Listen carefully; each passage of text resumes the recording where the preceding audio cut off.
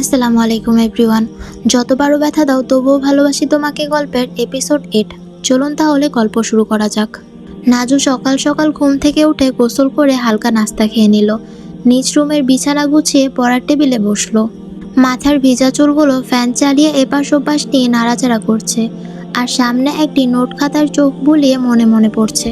হঠাৎ পড়ার মধ্যে শাহিনের কথা মনে পড়ল। কি ব্যাপার? শাহিন বলেছিল ফোন করবে, 5-6 দিন হয়ে গেল, এখনো ফোন করছে না। কোনো বিপদে পড়লো? হে আল্লাহ, তুমি ওকে ভালো রেখো।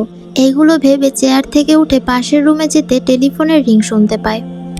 2-3 বার রিং শুনে নিচে দৌড় দিয়ে রিসিভার হাতে নিয়ে কানে চেপে ধরে বলল, হ্যালো, আপনি কে?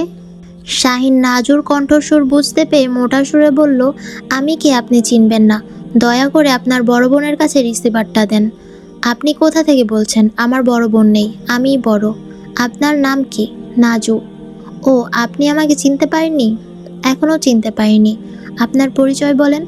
বাসার সকলে ভালো আছে? হ্যাঁ ভালো, কিন্তু আপনি?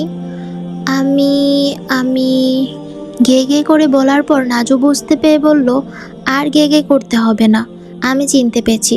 দুষ্টামির সেরা বন্ধু শাহিন। নাজু, তুই আমাকে চিনতে পারিসনি? কি মজাই না হলো। রাখ তোর মজা। কেমন করে বুঝবো? হঠাৎ টেলিফোন করলে কেউ বুঝতে পারে? এখন বল, কেমন আছিস? কবে ফিরবি?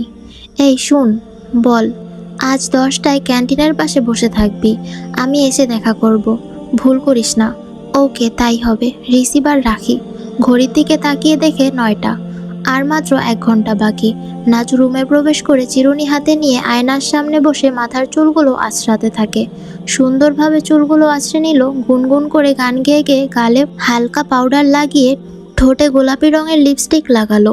কাজল কালো ভ্রু, নিচে টানা টানা 2টি আঁখি। মাথার কেশগুলো পিঠের মাঝামাঝি ছড়িয়ে দিয়েছে। হালকা বাতাসে সে দোল খায়। চোখে সোনালি সানগ্লাস। গাল দেখতে বুকের মাঝে গজিয়ে ওঠা নরম তুলতুলে মাংসপিণ্ডের মতো। উজ্জ্বল সদৃশ্য দন্তরাজি। দাঁতের একাংশ বের করে যখন মুচকি হাসির চমক দেয়, মনে হয় কালো মেঘের ভিতর দিয়ে যেন বিদ্যুৎ চমকে যায়। গায়ের রং দুধে আলতা মিশানো। সবকিছু মিলিয়ে মনে হয় ডানা কাটা পরীর ন্যায়। শাহিন দেখে চমকে উঠবে। বারবার নিজেকে আয়নার সামনে দেখছে, কোথাও ত্রুটি আছে কিনা। টেবিল থেকে ডায়েরিটা হাতে নিয়ে মায়ের কাছে গিয়ে বলল, মা আসছি। সাজু বোনের সাজগোজ থেকে মুচকি হাসি দিয়ে বলল, কিরে আপু, আজ তোকে অন্যরকম লাগছে, কোথাও যাবি নাকি? না রে, কোথাও যাব না আজ। থাক আপু, আর বলতে হবে না, এখন যা, ঠিক সময় চলে আসিস।